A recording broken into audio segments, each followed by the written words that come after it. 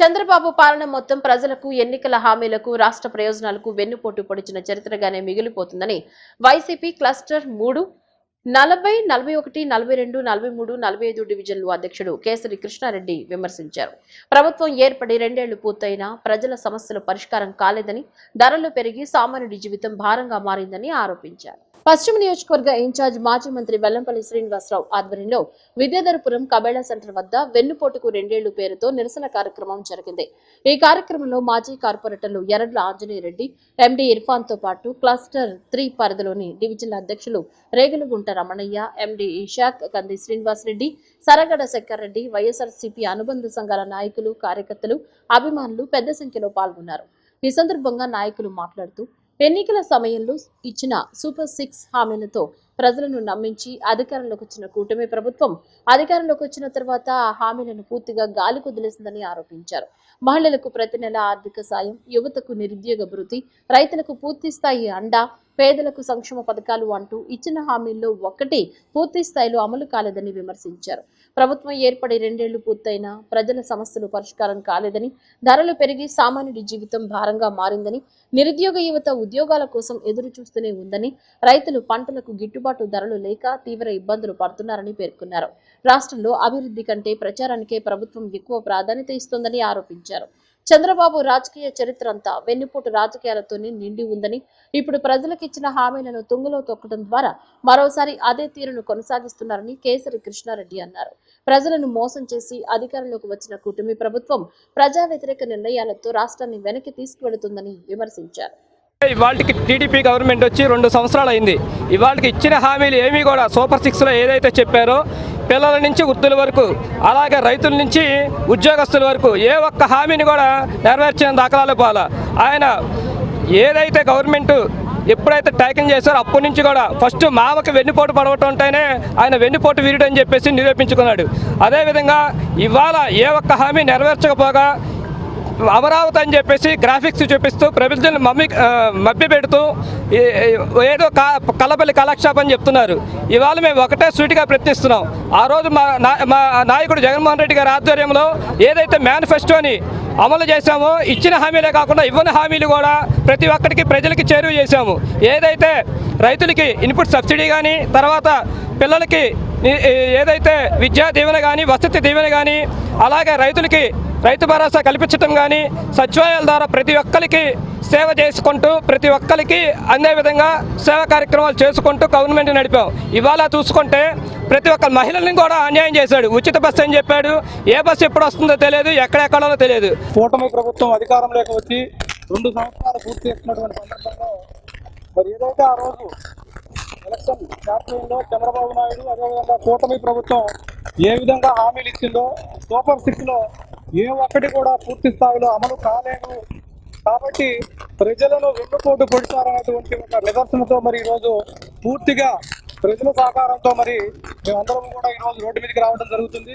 ఎందుకంటే ఈరోజు ప్రతి ఒక్కరు కూడా వెన్నుపోటు పొడిచినటువంటి ప్రభుత్వం. ఎందుకంటే పెన్షన్ విషయం తీసుకున్నట్లయితే ప్రతి ఒక్కరు కూడా 50 సంవత్సరాలు దాటినటువంటి బీసీ, మైనారిటీ, ఎస్సీ వర్గాలకు మరి పెన్షన్ 50 సంవత్సరాలు దాటి ఇస్తామన్నారు. ఏ ఒక్కరికి కూడా మరి రాష్ట్రంలో అటువంటిది అమలుపరిచినటువంటి పరిస్థితి లేదు. వెన్నుపోటుకు 2 ఏళ్ళు అనే కార్యక్రమం చేయడం జరుగుతుంది. ఎందుకంటే వెన్నుపోటు అంటే చంద్రబాబుకి వెన్నుతో పెట్టిన విద్య. గతంలో చూసుకుంటే ఆ రోజు ఎన్టీ రామారావు గారికి వెన్నుపోటు పరిచారు, ఈరోజు ప్రజలు కూడా వెన్నుపోటు పరిచారు. సూపర్ 6 అమలు చేస్తామని చెప్పి ఈరోజు అధికారంలో వచ్చిన చంద్రబాబు గారు ఎక్కడా కూడా ఆ సూపర్ 6 అమలు చేయలేదు. మైనార్టీలు కానీ, బీసీలు, ఎస్సీ, ఎస్టీలకి 50 ఏళ్లకే పెన్షన్ ఇస్తానన్నారు, వేయలేదు. అది పోని కనీసం ఉన్న అర్హత గల వాళ్ళకి వితంతువులకు కూడా కనీసం 2 ఏళ్ళ నుంచి కొత్త పెన్షన్ కూడా ఇవ్వలేదు. చూస్తే అది కూడా రేషన్ కార్డులు స్ప్లిట్ అనేది ఇప్పుడు దాకా మ్యాపింగ్ అనేది కూడా చేయలేదు. ఎన్నో కుటుంబాలు కొంతమంది పెళ్లిళ్ళు చేసుకొని కూడా వేరే భార్య భర్తలు కూడా విడిపోతామన్నా కూడా ఈరోజు 2 సంవత్సరాల నుంచి కూడా ఈ అవకాశం లేక ఎంతోమంది పెన్షన్లు రాక వృద్ధుల తల్లిదండ్రులు ఎంతో బాధపడుతున్నారు. 2 సంవత్సరాల పరిపాలనలో ఏం చేశారనేది చూసుకుంటే వాళ్ళు చేసింది ఏమీ లేదు, అంతా జీరోనే.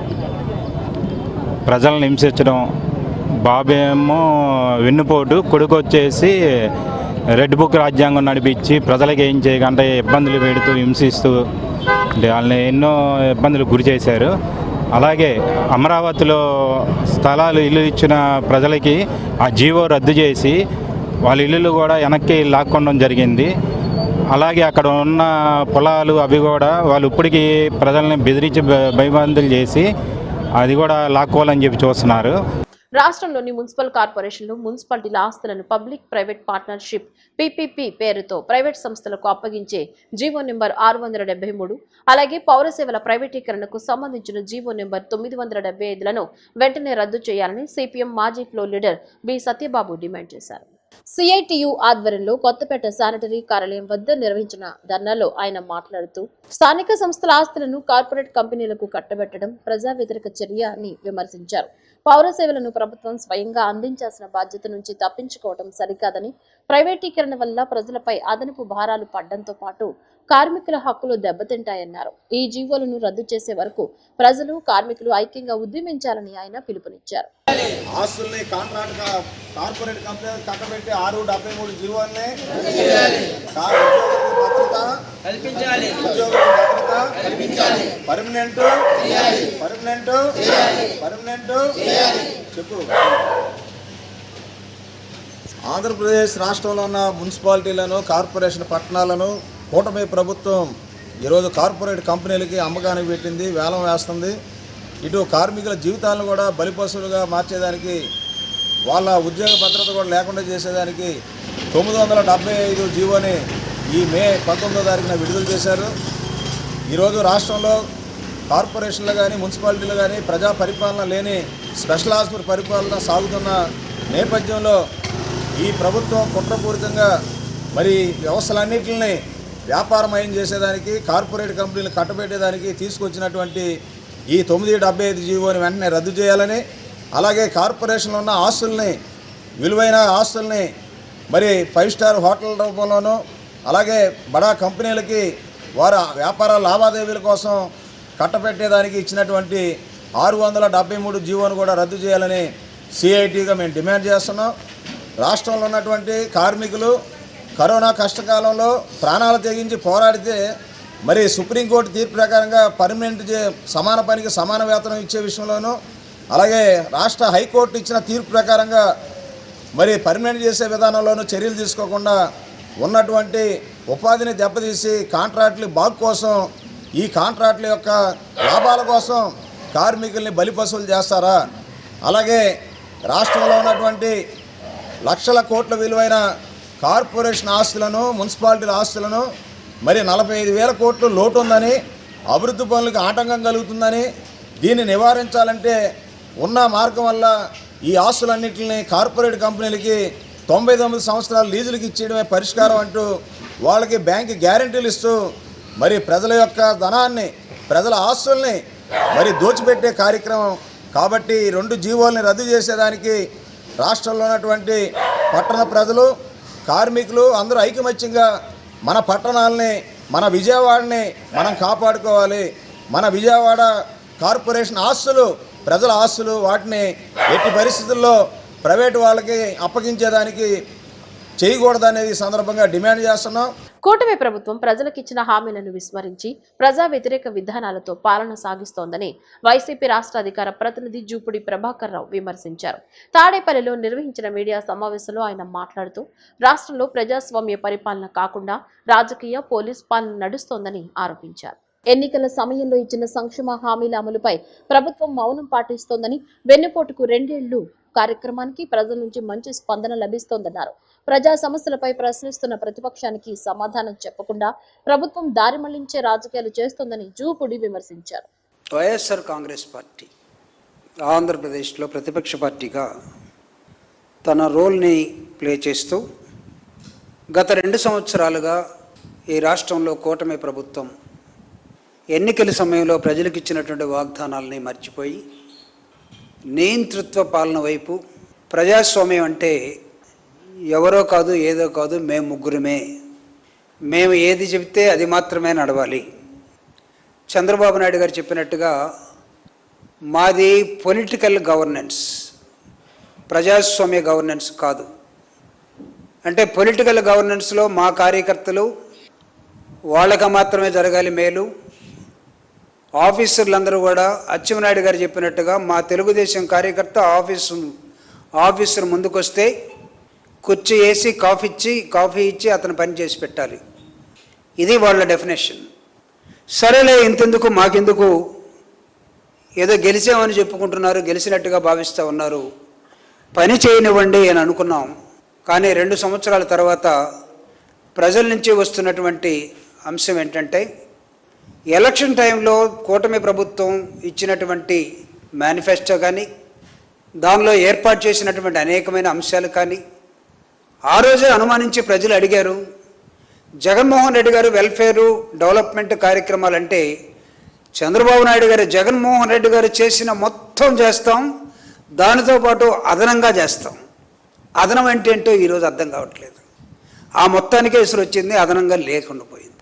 సో ఈరోజు ఈ రాష్ట్రంలో పరిపాలన ఉందని ఎవడైనా భావిస్తే, ఉంటే పోలీస్ పరిపాలన, లేకపోతే రాజకీయ పరిపాలన, ఆర్ అదర్వైజ్ మీరు రాజ్యాంగం మీద ప్రమాణం చేసి ఉంటే డాక్టర్ బాబాసాహెబ్ అంబేద్కర్ ఇచ్చినటువంటి ప్రజాస్వామ్య పరిపాలన ఈ రాష్ట్రంలో లేదనేది ఒక నిర్ణయానికి వచ్చిన తర్వాత ప్రజలతో పాటు వైఎస్ఆర్ కాంగ్రెస్ పార్టీ అధినాయకుడు జగన్మోహన్ రెడ్డి గారు ఇచ్చినటువంటి పిలుపు ఏంటంటే, 2 ఏళ్ల పాలనపై వెల్లుత్తుతున్నటువంటి ప్రజాగ్రహం. గన్నవరం మండలం ముస్తాబాద వెదురు పావులూరు గ్రామంలో వేణుగోపాల స్వామి దేవస్థానానికి చెందిన భూమిని సుమారు 24 సెంట్లు కాజేయాలని పూర్వం పూజారిగా పనిచేసిన దివి కేశవ ప్రయత్నిస్తున్నారని గ్రామస్తులు ఆరోపించారు. కేశం తండ్రి కలిసి దేవస్థానానికి చెందిన 24 సెంట్లు ఖాళీ భూమిపై తప్పుడు పార్టీషన్ డాక్యుమెంట్లు సృష్టించి తమ స్వలాభానికి కట్టడాలు కట్టుకుని విక్రయించాలని అనేక మార్లు చూశారని గ్రామస్తులు అడ్డుకుని ఆందోళన చేశారు. వేణుగోపాల స్వామి దేవస్థానానికి చెందిన 24 సెంట్లు కోర్టులో వేశామని, మాకే చెందిందని తప్పుడు కేసు నెంబరు సృష్టించి తప్పుడు ఫోన్ నెంబర్లు వేసి హెచ్చరిక బోర్డులు ఏర్పాట్లు చేశారని గ్రామస్తులు ఆందోళన వ్యక్తం చేస్తున్నారు. ఈ సందర్భంగా ముస్తాబాద గ్రామస్తులు మాట్లాడుతూ, తరతరాలుగా ఈ భూమి వేణుగోపాల స్వామి వారి దేవస్థానానికి చెందిందేనని, ఈ భూమి గ్రామ కంటకానికి చెందినది, దేవస్థానం ఉన్నప్పటి నుంచి ఈ భూమి వేణుగోపాల స్వామి వారికి సంబంధించింది, దేవస్థానం ఆధ్వర్యంలో ఉందన్నారు. వేణుగోపాల స్వామి వారి దేవస్థానానికి గ్రామంలో 16 ఎకరాల దేవుడు మాన్యం కూడా ఉందని, గతంలో పూజారిగా చేసిన దివి కేశవ ఇక్కడ నేను దేవునికి సేవ చేయలేనని, తనకు తగినంత ఆదాయం రావటం లేదని ఎండోమెంట్ డిపార్ట్మెంట్ కు లేఖ రాసి వెళ్లిపోయాడన్నారు. తాను గుళ్ళో సేవ చేసేటప్పటి నుంచి ఈ దేవస్థానం భూమిపై కన్నేశాడని, తన కుమారుడు కుమార్తెలపై తప్పుడు పార్టీషన్ డాక్యుమెంట్లు సృష్టించి కోర్టులో వేశాం, తామే గెలిచామని తప్పుడు ఆధారాలు చూపిస్తున్నాడని వారు ఆరోపిస్తున్నారు. ఈ భూమి దేవస్థానానికి గ్రామానికి చెందిందని, భక్తులు రైతులు ఈ భూమిని ఉపయోగించుకుంటున్నామన్నారు. వర్షాలు వరదలు సంభవించినప్పుడు ఈ దేవస్థానం భూమిలో రైతులు ధాన్యం ఎండబెట్టుకోవడానికి ఉపయోగించుకుంటున్నారన్నారు. ఈ భూమి గ్రామ కంఠం ఎప్పటికీ వేణుగోపాల స్వామి వారికి చెందాలని వారంటున్నారు. ఆక్రమించిన దివి కేశవ గ్రామంలోకి రాకుండా ఎవరెవరినో పంపించి భూమిపై ప్రైవేట్ వ్యక్తులకు అమ్మాలని చూస్తున్నాడన్నారు. ఇప్పటికే రెవెన్యూ అధికారులకు ఈ అక్రమాల గురించి ఫిర్యాదు చేశామన్నారు. గన్నవరం ఎమ్మెల్యేను కలిసి ఈ అక్రమాల గురించి వివరిస్తామన్నారు. ఈ భూమిని ఎవరైనా అమ్మినా కొన్నా మేము సహించం, ఊరుకోం. ఈ భూమి వేణుగోపాల స్వామి వారికి చెందాలని వారు కోరుతున్నారు.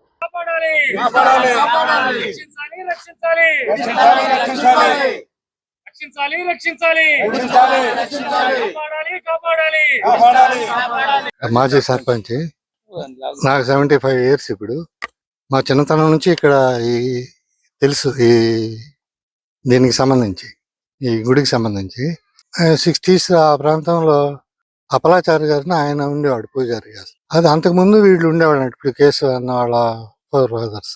తర్వాత ఆయన గిట్టుబాటు కావట్లేదు అని చెప్పి వదిలేసి వెళ్ళిపోయాడు. ఈయన చేస్తాడు కొంతకాలం.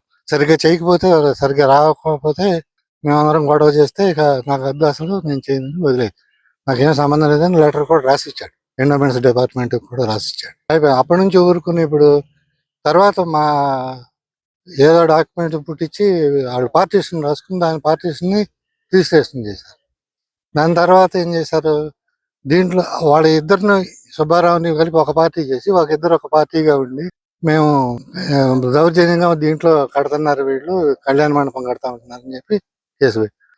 ఇంకా పూజారి, ఇప్పుడు ప్రస్తుత పూజారి సుబ్బారావు, ఈయన ఏం చేస్తాడు, నాకేం సంబంధం లేదండి, మేమేం కట్టట్లేదు, అసలు ఆ ప్రపోజల్ లేదు, ఇంతవరకు అట్లాంటిది ఏం లేదని చెప్పాడు. అయితే మీకు ఎందుకు, మీరు వదిలేసి ఊరుకోండి ఆయన మానేసారు. ఇప్పుడు వచ్చేసి ఇప్పుడు దాన్ని సుబ్బారావుని మానుకోమని కోర్టు చెప్పిందని చెప్పి ఈ స్థలం మాదేనని చెప్పి వచ్చి బోర్డు పెట్టాడు. ఆ బోర్డులో వేసిన కేసు నెంబర్ కూడా తప్పు. అది అసలు దీనికి సంబంధించిందే కాదు. ఇది పూర్వం నుంచి మా పూర్వీకుల నుంచి అందరూ కూడా ఈ దేవాలయం కింద వాడుకుంటా ఉన్నారు ఈ స్థలాన్ని. డాక్యుమెంట్స్ అనేది ఇది గ్రామకంఠం భూమి అండి.